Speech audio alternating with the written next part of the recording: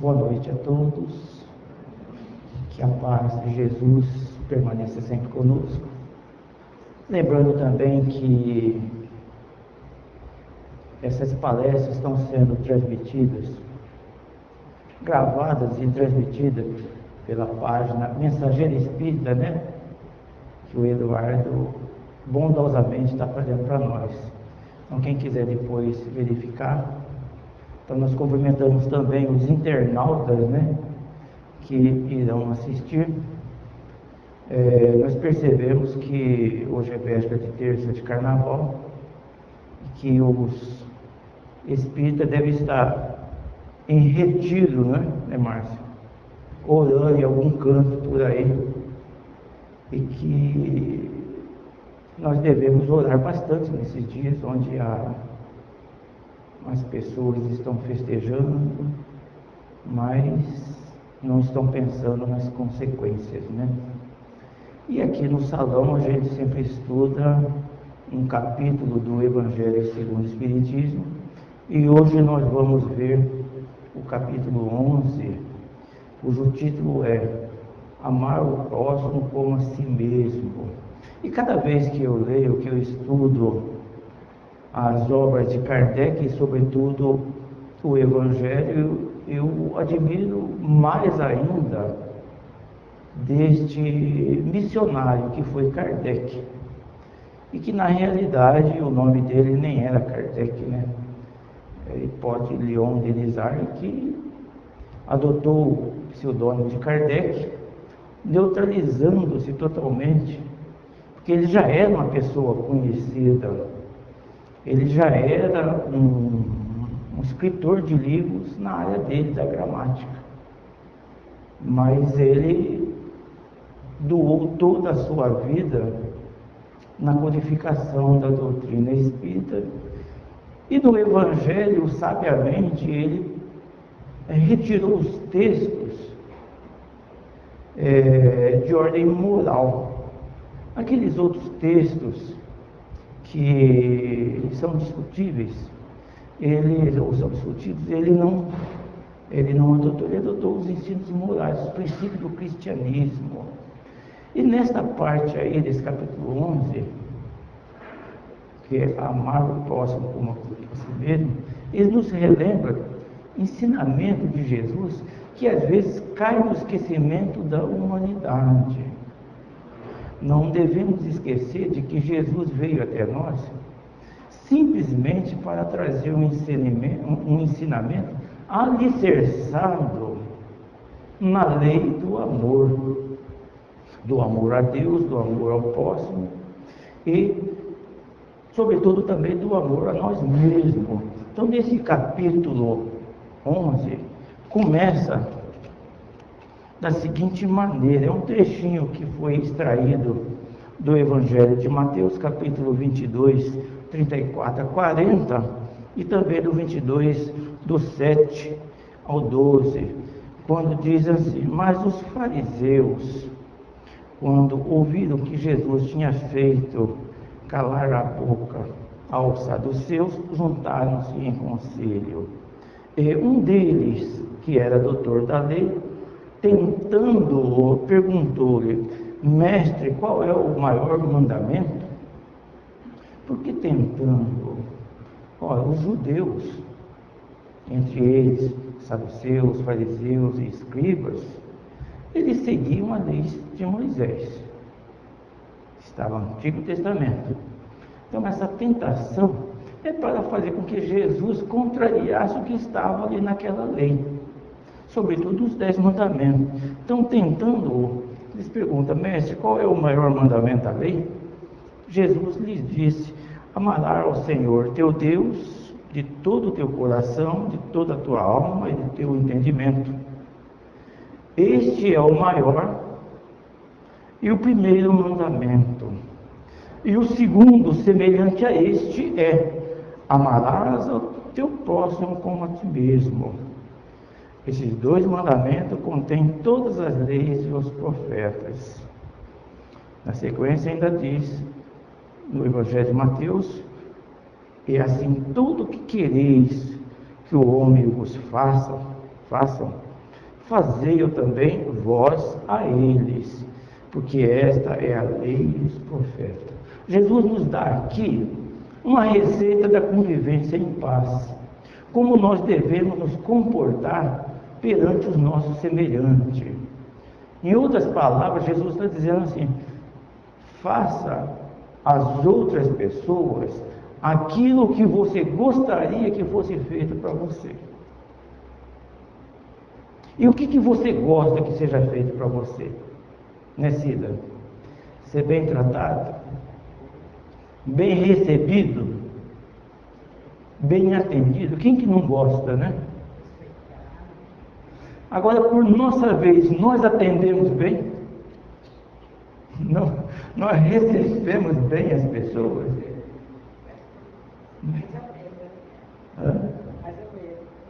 Então, Jesus simplesmente está passando uma receita para nós. Os fariseus, aquele pessoal que estava armando essa cilada aqui, eles esperavam outra resposta. Mas a superioridade espiritual e moral de Jesus já estava prevendo que vinha ali uma armadilha. Pela condição espiritual de Jesus, ele lia o pensamento das pessoas como se lê um livro aberto. Não é? Ele já vem, olha que ele viu aquilo ali, porque ele seguiu os 10 mandamentos. E Jesus reduz os 10 mandamentos a apenas 2. Amarás o Senhor teu Deus de todo o seu coração, de todo o seu entendimento, de toda a sua alma. Esse é o primeiro. E o segundo, semelhante a esse: amar o próximo como a si mesmo. É o que está faltando para nós, né? Nos dias atuais. Amar o nosso próximo como nós nos amamos. E a regra é de que nós queremos sempre o melhor para nós. E se nós queremos sempre o melhor para nós, temos que desejar o melhor também para o nosso semelhante. Ah, mas isso é difícil. É difícil. Cada vez que eu abro o Evangelho aqui, eu falo: puxa vida, está aqui. Não precisa ir longe. Está aqui. Os ensinamentos de Jesus já basta. Não precisa de mais nada. É só colocar em prática. O que é que nos impede de colocar em prática? O que é? Vamos pensar um pouquinho. Nós vamos chegar lá.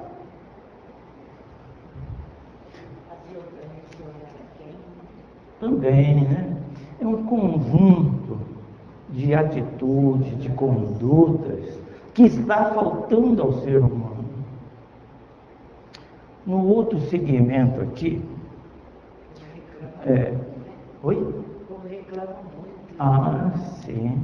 Mas quando a gente reclamar, a gente deve estar lembrando que estamos reencarnados no mundo de provas e expiação. Então, se você está reencarnado aqui e não é um grande missionário, você está no lugar certo. Você não caiu de paraquedas aqui. O acaso não existe. Segundo o próprio Evangelho, diz que não cai uma folha sem que Deus não saiba. Foi lembrado outro dia, até os cabelos da nossa estão contados. Nesse segundo tópico aqui, o título é: dai a César o que é de César. Aqui está extraído também um trechinho de Mateus, capítulo 22 também. Kardec pegou bastante os trechos de Mateus.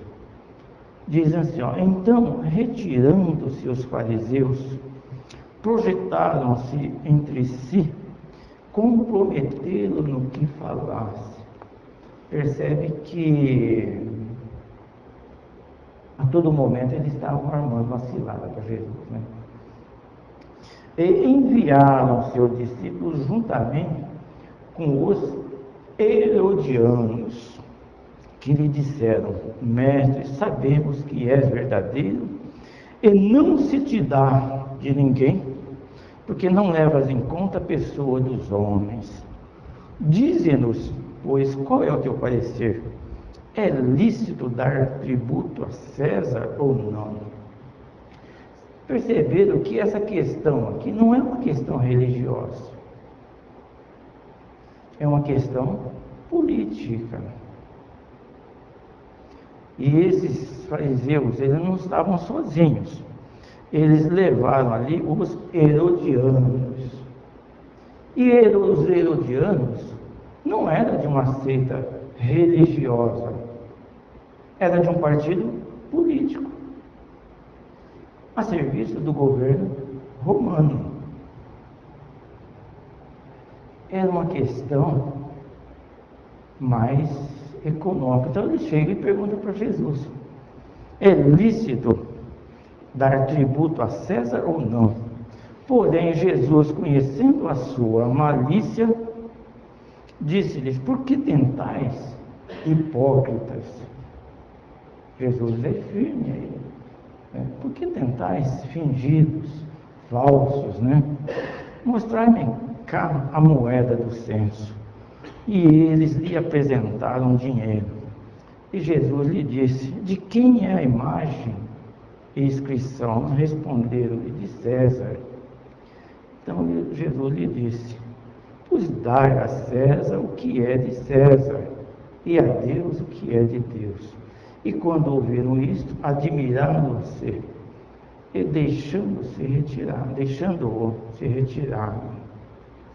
Aí nós vamos voltar para conhecer certas passagens. A gente tem que relembrar como que era aquela época as pessoas.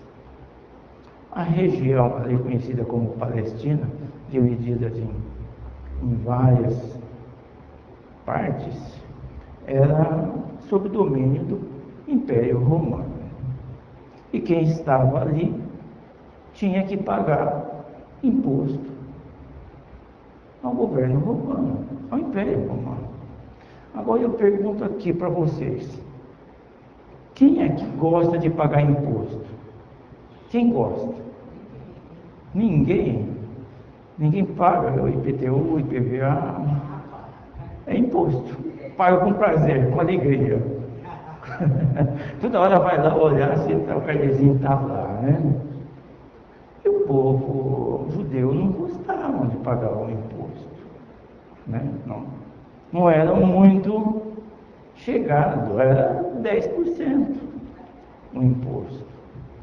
E além desse imposto, o povo judeu era oprimido pelo Império Romano. Se a pessoa saía da sua casa para ir em determinado local, ele não tinha garantia nenhuma de que ia chegar. Porque ele poderia encontrar uma tropa de soldados romanos, ele falou: não, você vai trabalhar para nós. Era assim, a submissão a Roma. Então, além disso daí, ainda pagava os impostos, correspondente a 10%. Era muito. Aqui no século XVIII, no Brasil, naquele fato conhecido como Inconfidência Mineira, que resultou na morte de Tiradentes, eles estavam revoltados contra um imposto de 20%. Era o quinto. 20%. Resolveu. Quanto se paga de imposto hoje? 30%? 45%? Então, Não resolver, é melhor não revoltar, não pagar, é dar a César o que é de César. Né? E aqui já se tornou um problema religioso também, porque eles elevaram a isso a situação religiosa. E compara-se com o mesmo ensinamento anterior, quando Jesus fala: fazer ao seu semelhante aquilo que você quer que seja feito para você.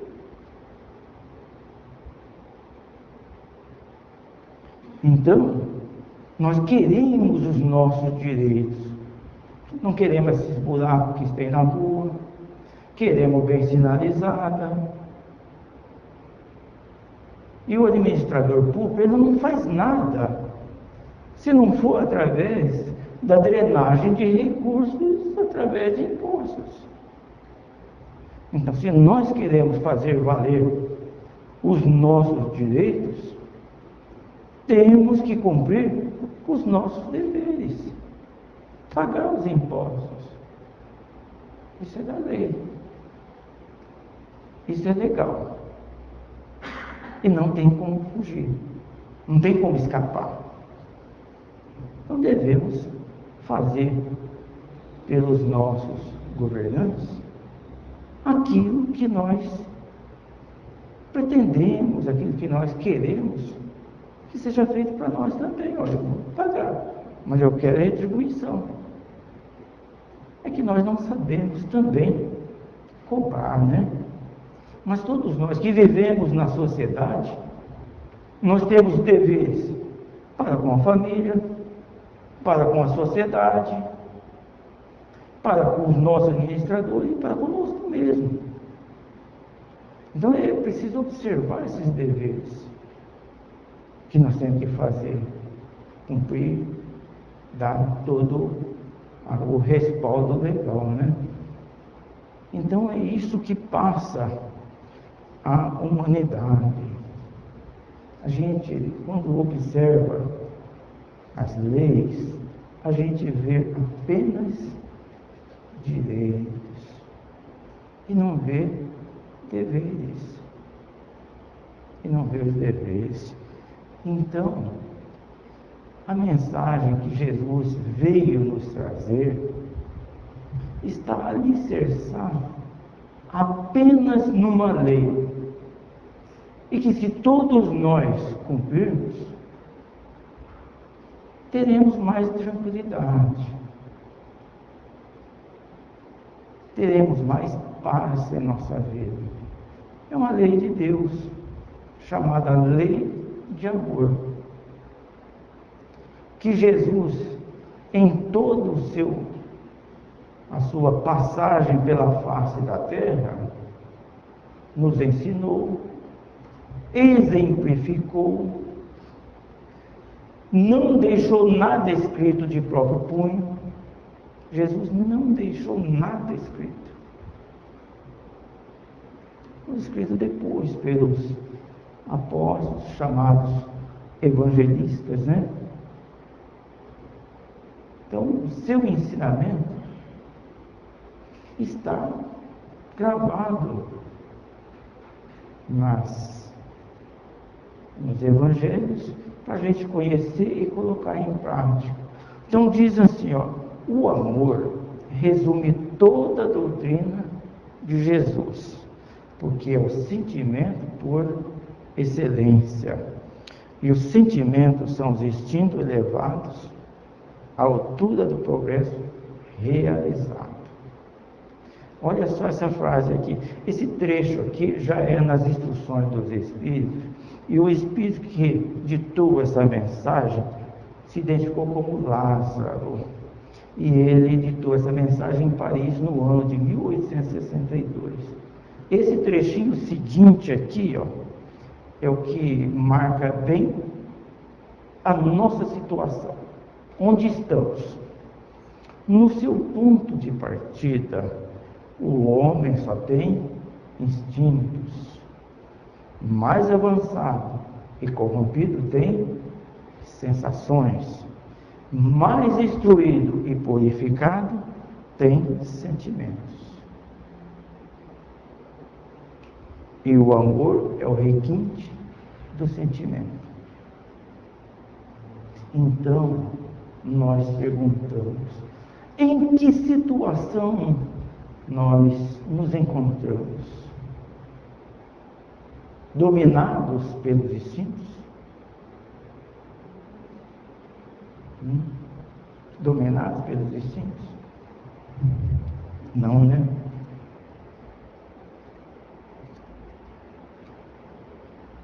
E pelas sensações?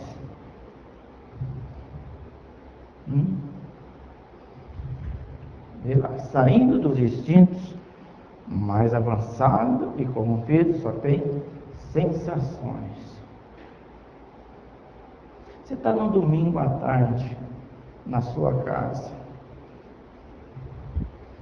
você abre uma latinha de Brahma bem gelada,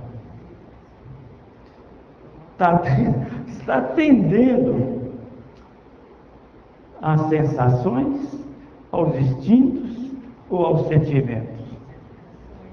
Às sensações.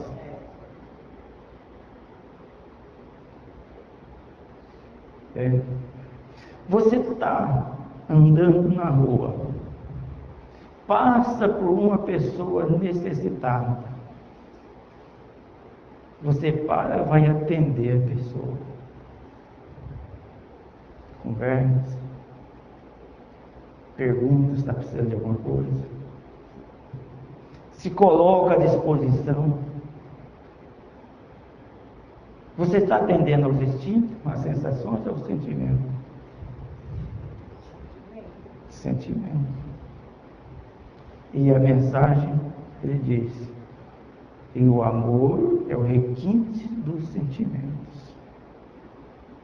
Nós ainda não agimos assim. Nós estamos transitando das sensações para o sentimento. As sensações atendem mais as nossas, vamos dizer, entre aspas, necessidades de ordem material. Os vícios, praticamente falando, né? Os vícios. As sensações.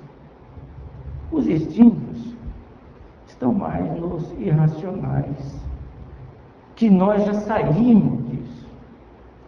No seu ponto de partida, o homem, o ser espiritual, ainda encontra-se dominado pelos instintos. Mas nós já saímos.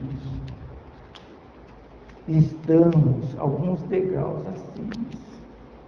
Não é mesmo? Tem uma frase aqui que eu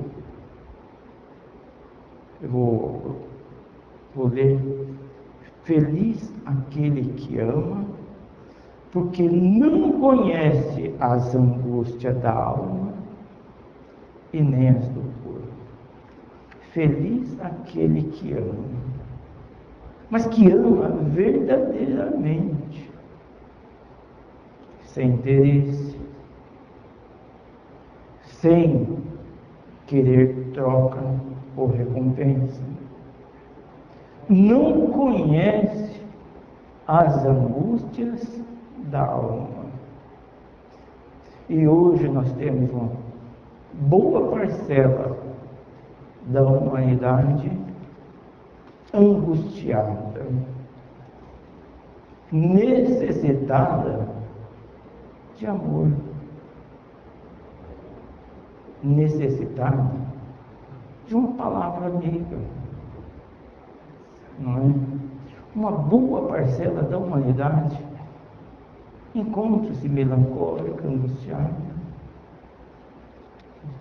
E a palavra do momento, deprimida. O que está faltando? Amar incondicionalmente. Incondicionalmente. Como diz a música lá do Roberto Carlos, né? Incondicionalmente. Começar a amar a nós mesmos, Começar a amar nós mesmos, nos valorizar. Lembra de uma música Legião Urbana, que diz assim, eu me amo, lembra?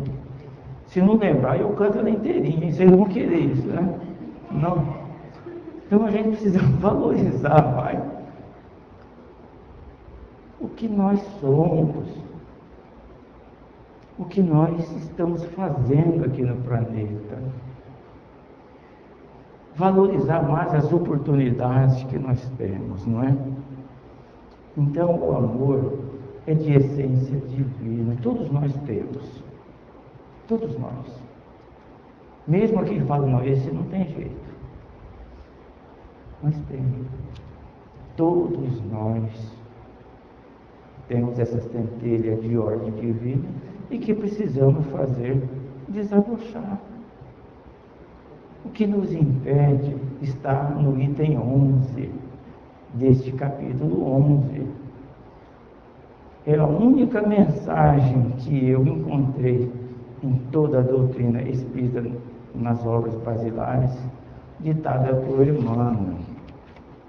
Sabe o que é que nos impede de amar o nosso próximo, de amar o nosso semelhante como nós mesmos?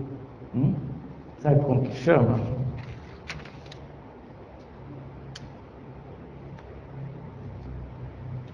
Egoísmo. O egoísmo ainda fala muito forte em nosso coração. O egoísmo é aquele negócio, primeiro eu, segundo eu, terceiro eu também. Então aqui no Evangelho, Emmanuel faz uma explanação muito belíssima, dizendo assim, o egoísmo, esta chaga da humanidade, deve desaparecer da Terra porque impede o seu progresso moral. É um entrave à nossa evolução, ao nosso progresso, o egoísmo. E às vezes a gente fala, não sou egoísta. Reflete um pouquinho. Dá uma analisada nas suas atitudes. Se você não é egoísta. É um entrave ao nosso progresso aqui na face da Terra. Já não é mais permitido que a gente haja desta forma, egoisticamente. Estamos em pleno século XXI. Estamos há 20 e poucos séculos, ou melhor, não chega a 2000 que Jesus ditou essa mensagem, deu os seus ensinamentos, porque ele viveu até o ano 33, e é só subtrair 33 de 2018, 1985 anos que ele nos deixou. E nós estamos patinando assim. E essa mensagem de Jesus vai permanecer aqui na Terra, na humanidade, vai permanecer em outros planetas, porque é de ordem divina. Então, o egoísmo ainda precisa ser trabalhado em nós, ser retirado. Ah, mas é difícil? É difícil. Porque nós nos comprazemos com atitudes egoísticas. Não é? Agora, esse tópico aqui, ele faz a gente pensar mais um pouquinho além do amor do nosso próximo mais próximo. A mensagem chama caridade com os criminosos. Criminosos. que quando a gente fala em caridade, fazer o bem, ajudar, a gente pensa naquele necessitado materialmente. Mas aqui Kardec colocou que a caridade deve ser praticada também para com os criminosos. Porque quando você está lá na frente da televisão, assistindo esses programas noticiários terríveis, né? Que passa aquelas notícias mais terríveis ainda, você fica descabela, né? Precisa de prisão perpétua, precisa ir para a cadeia, precisa apanhar. Chegamos até pedir pena de morte. Não chegamos. Aí vem uma mensagem do Chico, ele falando a seguinte frase: o criminoso é um de nós que foi pego. O criminoso é um de nós que caiu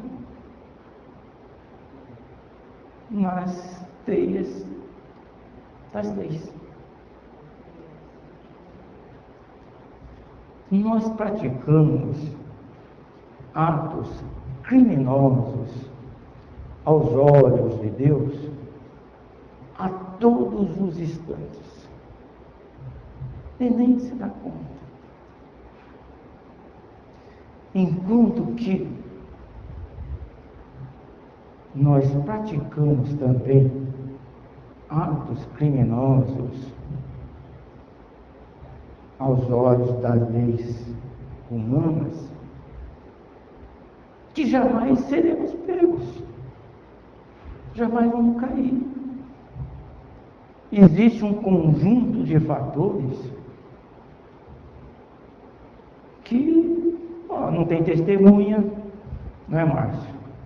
Não tem materialidade. E isso daí você vai fugindo. Mas das leis de Deus, nós não escapamos. Não escapamos. E tem muita coisa que a gente pratica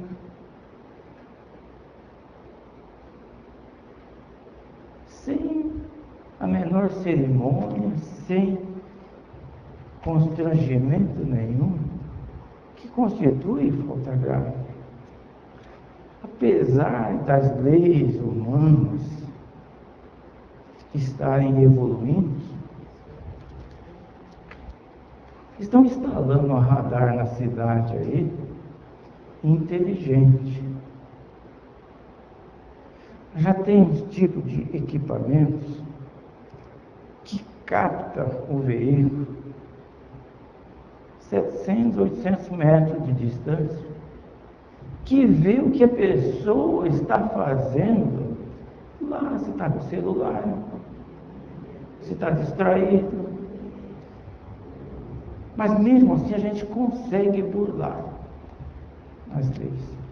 Vai chegar, viu, Cida, vai chegar uma ocasião que os aparelhos aqui na Terra vão ler pensamento. Nos mundos superiores já é assim.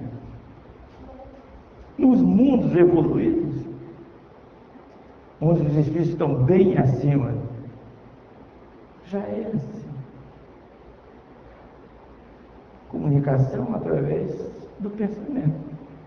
Se olha ali para a pessoa, você sabe o que ela está pensando.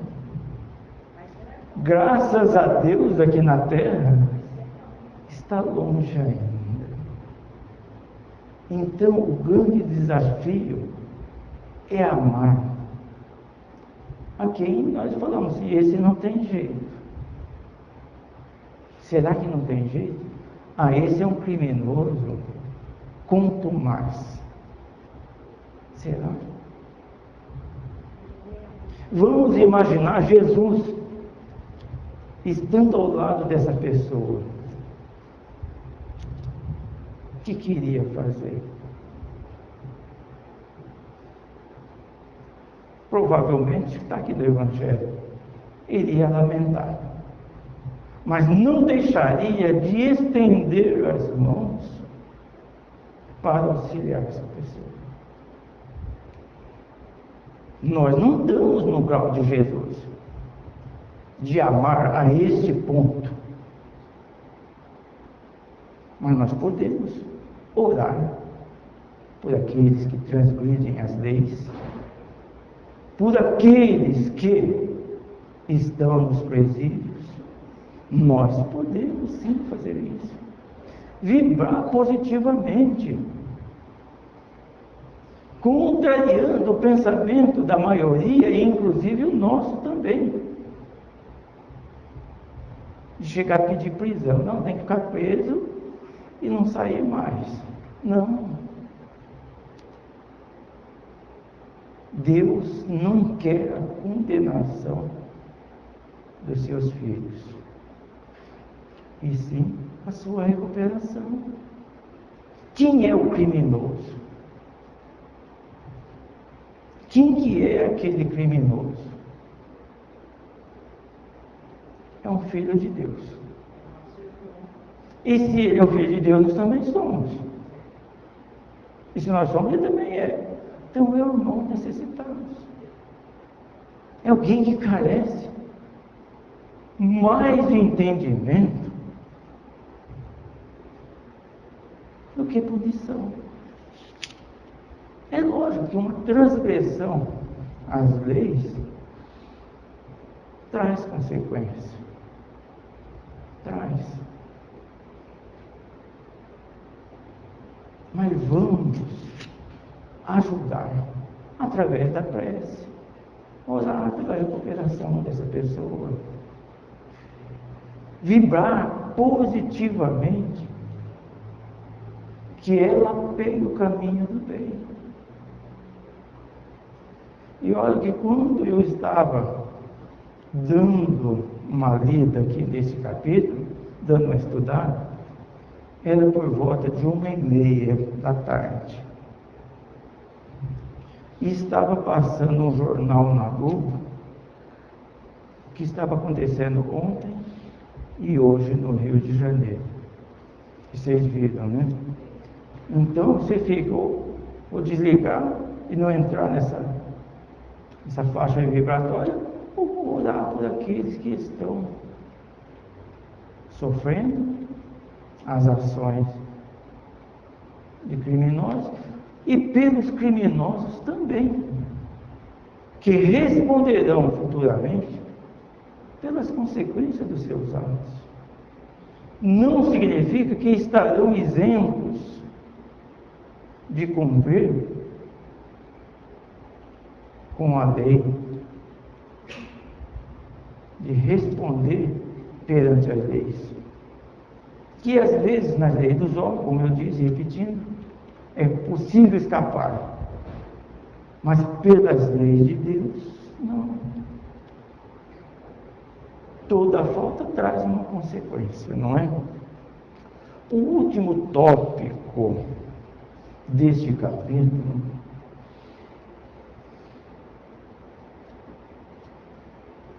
refere-se a uma pergunta. Vamos ver. Eu creio que a maioria que conhece o Evangelho já deve ter visto, para a gente relembrar. Diz assim, ó: um homem está em perigo de morte. Para salvá-lo, deve-se expor a própria vida. Então alguém está lá se afogando,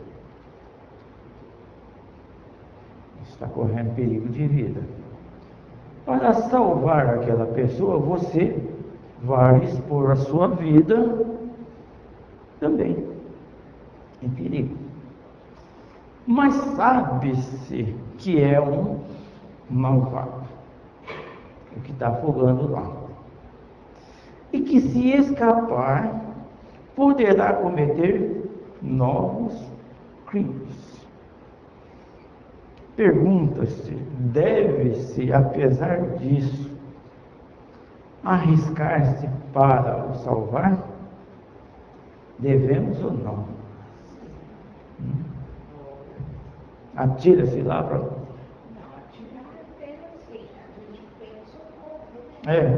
Chama o bombeiro?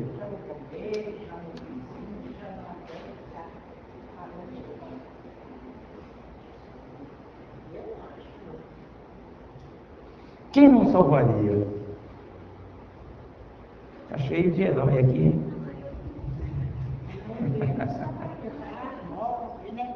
Mas não é bem assim que funciona, né? A resposta não é aquela que a gente espera. A resposta que o Espírito dá diz assim, reduzindo: a abnegação é cega. Se você salva um amigo, você salva também um inimigo, um malfeitor, um criminoso. Você salva. A abnegação é cega. Você vai. Eu já tive um amigo que desencarnou precocemente tentando salvar uma pessoa que subiu num poste e a pessoa estava no poste. E quando ele estava próximo, a pessoa pôs a mão no fio. E a descarga foi para ele e para o outro. E ele... Então, a abnegação é cega. Você não vai pular lá, não vai querer salvar uma pessoa. Falou, passa antes seus antecedentes criminais. Né? Você vai fazer. Você vai querer salvar a pessoa. E não podemos esquecer também de que será que aquela pessoa, diante desse perigo, não vai mudar a sua conduta? Para pensar, refletir, opa, Deus está me dando mais uma oportunidade aqui. É hora de mudar o foco das minhas atitudes. É hora de mudar esse caminho. E se ele não fizer isso, o que manda é a sua consciência de fazer o bem, sem olhar a quem. Sem olhar a quem. Se fosse nós, por nossa vez, estava lá, afogando, ou correndo um perigo, a gente gostaria de ser tratado. Da mesma forma, gostaria? A gente gostaria.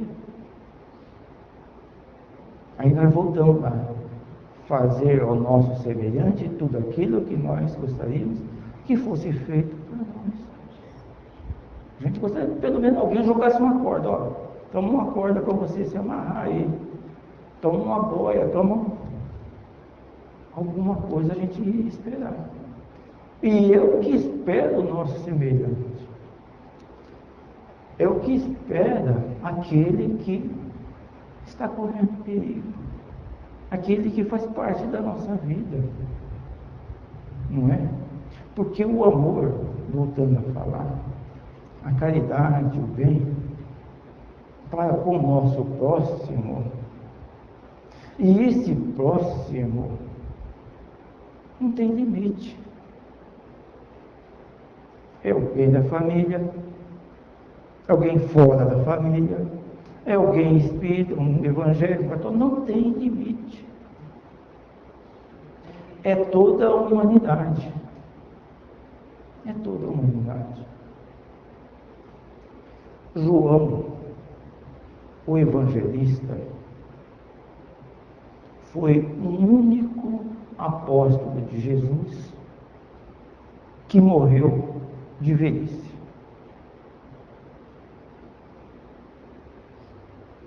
os outros todos foram assassinados.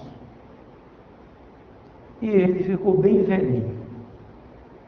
E bem velhinho e doente, não podia mais sair